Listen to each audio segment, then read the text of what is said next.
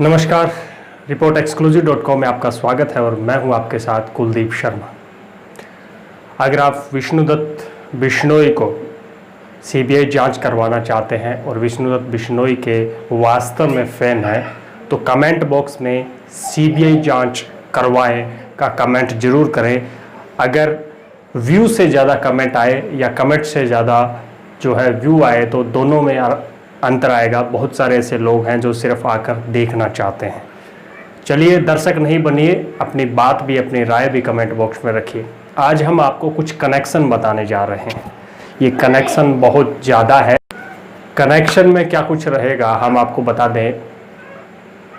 विष्णुदत्त बिश्नोई के साथ पहला कनेक्शन उनके दोस्त गोवर्धन के साथ, दूसरा कनेक्शन ज्योतिषा आचार्य के साथ और तीसरा कनेक्शन आईजी, एसपी और स्थानीय डिपार्टमेंट के साथ। और अगला कनेक्शन जो है वो जो डिपार्टमेंट ने आईजी से पत्र लिखा और उसके साथ एक और कनेक्शन जो है, उन सारे कनेक्शनों पर हम आपको सिलसिलेवार बताने का प्रयास करते हैं।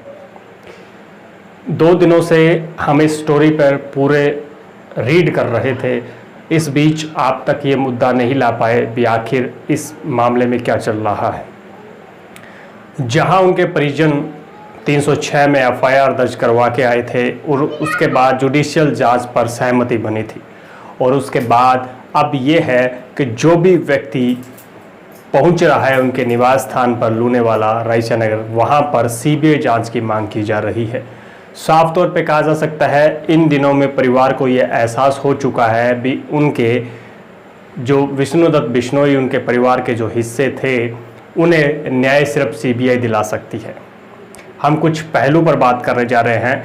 गोवर्धन सिंह ने इन दिनों में सोशल मीडिया पर एक चीज़ डाली है। उसमें कहा गया है भी आखिर कौन है वो जो उनके मोबाइल से और उनके साथियों के मोबाइल से डाटा डिलीट करवाना चाह रहे हैं।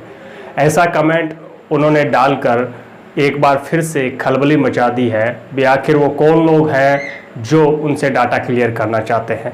जब हमने अपने सूत्रों से कंफर्म किया तो पता चला कि विष्णुदत्त बिश्नोई आईफोन इस्तेमाल करते थे और आईफोन को लेकर लोगों की खास तौर पर कहा जाता है भी आईफोन से डाटा उड़ाना इतना आसान नहीं है क्योंकि आईफोन बहुत ज़्यादा क्वालिटी रखता है। और वहीं जब हमने आईफोन को लेकर कुछ थिंकिंग निकालने की कोशिश की, कुछ न्यूज़ और खबरें निकालने की कोशिश की, तो ये भी चीज़ सामने आई है कि जो आईफोन यूज़ करता है करीबन 70 से 50 करोड़ आईफोनों के डाटा लीक किए गए थे और विदेशी कंपनियों को दिए गए थे। ये भी एक सवाल खड़ा करता है भी आखिर आईफोन से डाटा कैसे चोरी हो जाते हैं। तो एक्सपर्ट की मदद से अगर आईफोन में डाटा उड़ाने या चुराने का प्रयास किया जाता है तो उससे किसको फ़ायदा होता है, ये एक बड़ा सवाल है। हालांकि हम इस बात की पुष्टि नहीं करते कि क्या उनके मोबाइल से डाटा उड़ाने का या उनके साथियों के मोबाइल से डाटा उड़ाने का प्रयास किया गया। हम सिर्फ उसी बात का कह रहे हैं। जब गोवर्धन सिंह ने अपने पोस्ट में लिखा तो हमने उसके डीपली तक जाने का प्रयास किया। उसके बाद अभी फ़िलहाल भास्कर में एक खबर आई है कि उनके एक मिलने वाले ज्योतिषा आचार्य थे, उनसे लगातार वो संपर्क में रहते थे। वो अपनी बारे में और अपने हाथ की रेखा को लेकर भी चिंतित थे। वो काफ़ी दिनों से परेशान थे। वो बार बार ज्योतिषाचार्य को कह रहे थे भी कोई है जो मुझे दबाव दे रहा है, कोई है जो मेरा नुकसान करना चाह रहा है, कोई है जो मुझे परेशान कर रहा है। लेकिन सवाल और प्रश्नवाचक चिन्ह यहाँ पे वही है जैसा गोवर्धन के साथ हुआ और वैसा ही यहाँ हुआ है। यहाँ पर भी खुलकर कोई भी बात सामने नहीं आई है। उन्होंने अपने ज्योतिषाचार्य मित्र को ये नहीं बताया भी आखिर उन्हें कौन परेशान करना चाह रहा था या उन्हें किससे दिक्कत है और कौन वो लोग हैं जो इन्हें प्रेशर दे रहे थे। वो बार बार अपना हाथ दिखाने की बात कर रहे थे, अपनी कुंडली देखने की बात कर रहे थे और इस बीच उन्होंने इस बात का भी खुलासा किया है कि वो अपने बेटी से बेहद प्रेम करते थे और वो अपनी बेटी को बहुत बड़ा डॉक्टर बनाना चाहते थे और उसी को लेकर उन्होंने अपनी बेटी की भी कुंडली देखने की बात कही थी। तो साफ तौर पे कहा जा सकता है ज्योतिषाचार्य के सामने भी वही स्थिति उत्पन्न हुई भी वो किसी के प्रेशर में थे, किसी के दबाव में थे। जब हमने इस चीज़ को टटोलने का प्रयास किया तो हम पीछे कुछ मुकदमों पे गए। हम लगातार ये सोचने का प्रयास कर रहे थे भी जब से उन्होंने राजगढ़ में ज्वाइन किया और ज्वाइन करने के बाद अब तक उन्होंने किन किन मुकदमों में हाथ डाला है और किन मुकदमों में उनको काफ़ी परेशानी हुई है। जब हमने काफ़ी मुकदमे खंगालने का प्रयास किया तो राजगढ़ पहले की तरह यानी शार्दुलपुर पहले की तरह ही चर्चित रहा है, क्योंकि राजगढ़ जो है दूसरे राज्य की सीमा से लगता हुआ है। यहाँ पर अवैध शराब तस्करी और अवैध कारोबार, जुआ, सट्टा लगातार चलता रहता है और शराब की अच्छी खासी तस्करी यहाँ होती थी। तो उसी को लेकर अभी कुछ दिन उनके मौत से 1-2 दिन पहले एक मर्डर हुआ था, जिसमें एक शराब बताया जा रहा है वो शराब तस्कर था जिसका गोली लगने से उसकी मौत हो गई। लेकिन उसके बाद जो बताया जा रहा है उन्होंने इस मामले में कुछ लोगों को संदेह के नज़रों में लिया था, या यूं कहा जा सकता है भी कुछ लोगों को अरेस्ट किया था, जिसके बाद से भी वो परेशान थे। उससे पहले की अगर बात करें तो मार्च के लगभग बताया जाता है कि वो किसी अचस यानी हिस्ट्री शीटर का यहाँ आने का उन्हें पता चला, तो वो किसी गांव में हिस्ट्री शीटर को पकड़ने गए थे और उस दौरान उन पर हमला हुआ था। हमले का वीडियो अभी फिर जो है सोशल मीडिया पे वायरल हुआ है, जिस समय उनकी चोटें भी लगी थी। उस मामले और हिस्ट्री शीटर से जुड़े हुए मामले और उसके साथ ही कई ऐसे जो अवैध तस्करों के मामले थे वो कहीं ना कहीं अनसुलझी गुत्थी थे, क्योंकि उसको लेकर भी पॉलिटिकल और आपराधिक प्रेशर लगातार बना रहता था। अब आपको बता दें, जब हम इस मामले में और घुसने गए तो हमें पता चला भी 24 मई यानी 23 मई को उन्होंने आत्महत्या की और 24 मई को राजस्थान पत्रिका में यहाँ की स्थानीय विधायक कृष्णा पूनिया अपना स्टेटमेंट देती है।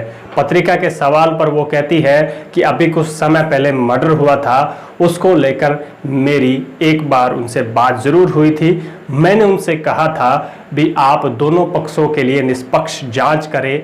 यहाँ तक तो सब कुछ ठीक था, लेकिन उन्होंने एक बात पत्रिका में कही है जो कहीं ना कहीं संदेह पैदा करती है। उन्होंने ये कहा भी दोनों पक्षों में मामला सुलझता हो तो आप सुलझारा करवा दें।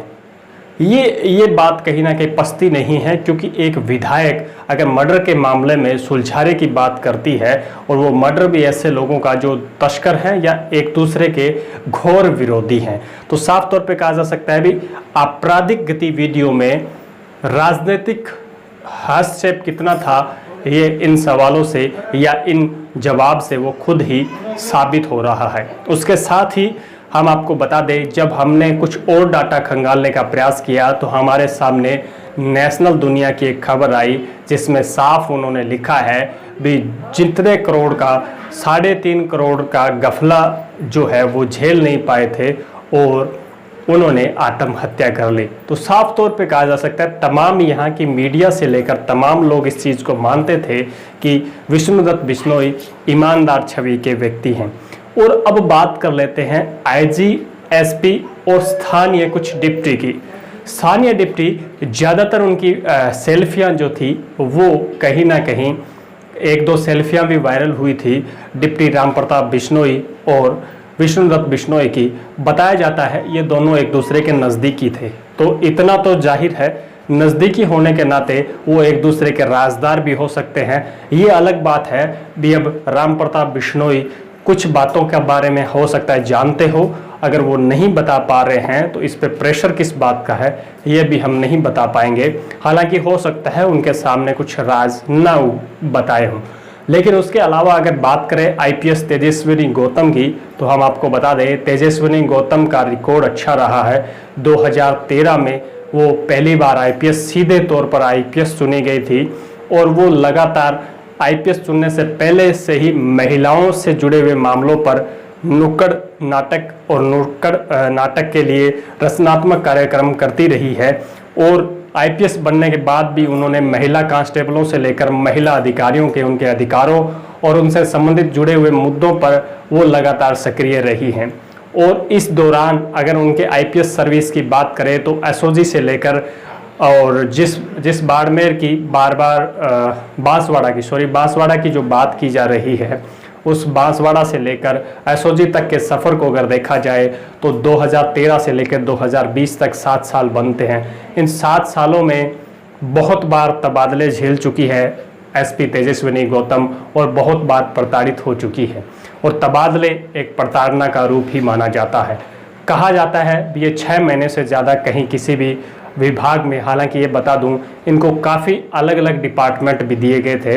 एसओजी के अलावा भी कुछ ऐसे डिपार्टमेंट दिए गए थे। उसके अलावा एसपी बांसवाड़ा और एसपी अभी चूरू है।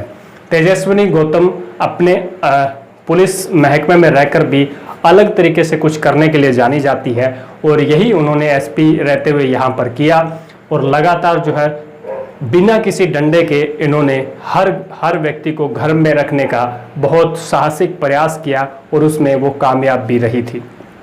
तो साफ तौर पे कहा जा सकता है एसपी तेजस्विनी गौतम के इतने तबादले इस ओर इशारा जरूर करते हैं भी ये भी कहीं ना कहीं पॉलिटिकल प्रेशर को मानने वालों में से नहीं थी। लेकिन घूम फिर के सवाल यही खड़ा होता है, जब जिले का एसपी ऐसा था, जिले के अगर एसएचओ ऐसे थे, जिले के डिप्टी उनके दोस्त थे, तो आखिर ऐसा कौन सा प्रेशर था जो उनको बार बार खाए जा रहा था। हालांकि ये बात अलग है भी अगर कुछ जानकारों की माने तो यहाँ के स्थानीय विधायक अपने पर तो काम करती है, उनके अलावा उनके आसपास के कार्यकर्ता भी रोब झाड़ने के लिए जाने जाते हैं। उनके आसपास के पारिवारिक लोग और कार्यकर्ता भी लगातार यहाँ के प्रशासनिक से लेकर पुलिस अमले तक को भी झाड़ने या रोब झाड़ने जैसा काम करते आए हैं। तो साफ तौर पे कहा जा सकता है इसको लेकर लगातार हम अंदर की गुत्थियां निकालने में लगे हुए हैं।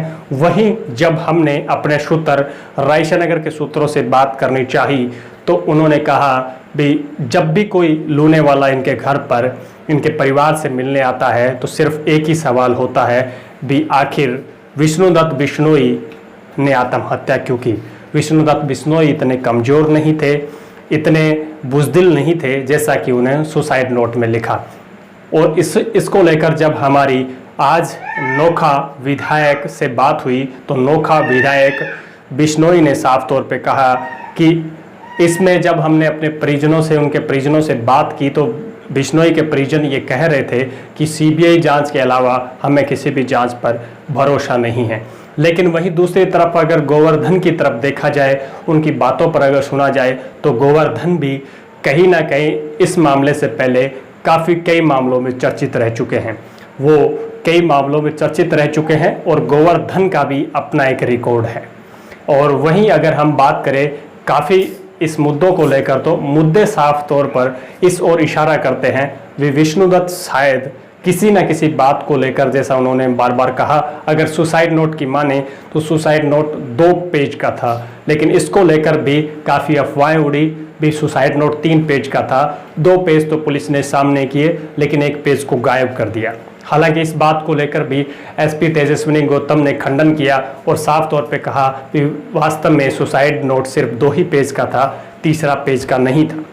और वहीं अगले की बात करें तो 39 से ज़्यादा स्टाफ है राजगढ़ में। उन तमाम स्टाफ ने आईजी को पत्र लिखा और पत्र में कहा कि हमें स्वैच्छिक स्थानांतरण चाहिए। लेकिन उसके बाद जब एसपी ने राजगढ़ थाने का दौरा किया तो उस दौरान सभी जो जितने भी स्टाफ है उन्होंने ये कहा भी हमने भावावेश में आकर इस बात को कह दिया था, यह पत्र लिख दिया था। लेकिन बावजूद इसके भी 6 पुलिसकर्मी जो है टस से मस नहीं हुए। उनका कहना है कि वो तबादला चाहते हैं। तो साफ तौर पे कहा जा सकता है घूम फिर कर सिर्फ विष्णुदत्त बिश्नोई नहीं, यहाँ के राजगढ़ थाने में राजनीति से लेकर तमाम आपराधिक गतिविधियाँ हावी रही हैं। तो साफ तौर पे इस बात से भी कनेक्शन किया जा सकता है भी लॉरेंस बिश्नोई गैंग या संपत नेहरा गैंग और जो ये राजनीतिक प्रेशर भी कहीं ना कहीं विष्णुदत्त बिश्नोई के लिए शायद काल का ग्रास बन गया था। लेकिन इन सारे अगर पॉइंटों को देखा जाए, उन तमाम जो हमने इसमें इन्वेस्टिगेट करने का प्रयास किया, घूम फिर कर हम भी उस तक ही पहुंच पाए हैं भी आखिर सुसाइड का कारण क्या हो सकता है। हालांकि पुलिस अपने स्तर पर जांच पे लगी हुई है, लेकिन परिजन और तमाम तरीके के एमएलए एमपी जो किसी भी पार्टी के हो वो कहीं ना कहीं सीबीआई जांच की मांग कर रहे हैं। लेकिन एक तरीके से सवाल यही खड़ा होता है भी अभी तक कृष्णा पूनिया ने अपने लेटर हेड पे सीबीआई जांच को लेकर सीएम को पत्र नहीं लिखा है। हालांकि कॉमरेड विधायकों ने भी सीएम के नाम पत्र लिखा है। कुछ पूर्व विधायकों ने भी सीएम के नाम सीबीआई जांच का पत्र लिखा है। अगर बात करें इस विष्णुदत्त बिश्नोई की, तो कहीं ना कहीं ऐसे जांबाज इंस्पेक्टर को खोने के बाद काफ़ी कुछ जरूर देखने को मिला है। तो वहीं अगर हम बात करें इस संबंधित, जब हमने मौजूदा कुछ सब इंस्पेक्टर और डिप्टी जो हमारे रिलेटिव में हैं, जब हमने उनसे बात करने का प्रयास किया तो सभी ने एक ही बात कही भी हमने इंसान नहीं खोया, साथी नहीं खोया, हमने एक युग खो दिया है। तो ये साफ तौर पे कहा जा सकता है भी एक युग का अंत हो गया है। अब इस युग की कहानी और सच्ची कहानी क्या है, ये वक्त के गर्भ में छुपी है और ये वक्त कब आएगा ये देखने वाली बात रहेगी। आज के लिए बस इतना ही। लगातार हमारी इन्वेस्टिगेशन जारी रहेगी। अब लगातार आपको सामने रोचक और बेहद महत्वपूर्ण जानकारियां लाते रहेंगे। आज के लिए बस इतना ही। अगर आप हमें फेसबुक पे देख रहे हैं तो फॉलो कीजिए, और अगर आप हमें यूट्यूब पे देख रहे हैं तो हमारे चैनल को सब्सक्राइब करके बेल आइकन का बटन दबाना ना भूलें।